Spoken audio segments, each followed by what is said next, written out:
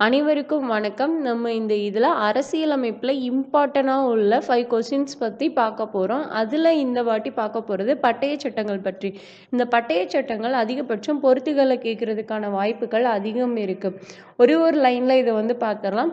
1793ஆம் ஆண்டு பட்டய சட்டம் எதை பற்றி சொல்லுதுன்னா, சட்டம் ஒழுங்கு பிரச்சனையில் நீதிமன்றம் தலையிடலாம் அப்படின்னு சொல்லுது.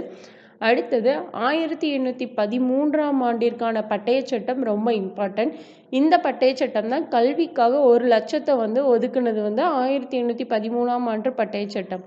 அடுத்தது 1833ஆம் ஆண்டு பட்டய சட்டம் எதை சொல்லுதுன்னா, கவர்னர் ஜெனரல் அரசு இந்திய அரசு அப்படின்னு சொல்லி பெயர் மாற்றினாங்க. அடுத்தது 1853ஆம் ஆண்டு பட்டய சட்டம் என்ன சொல்லுதுன்னா, வங்காளத்திற்கு அப்படின்னு தனி கவர்னர் நியமிக்கப்படுறதை பற்றி சொல்லக்கூடியதான் இந்த பட்டய சட்டம்.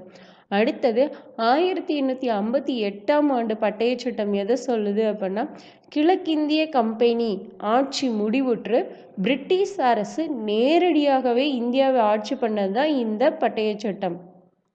அதுக்கப்புறம்தான் விக்டோரியா மகாராணியோட பேரறிக்கை வருது. எப்போன்னா 1858 நவம்பர் 1ஆம் தேதி அலகாபாத்தில் வச்சு கானிங் பிரபு அதை வாசிக்கிறாங்க. இதுதான் இந்தியாவின் மகா சாசனம் அப்படின்னு அழைக்கப்படுது.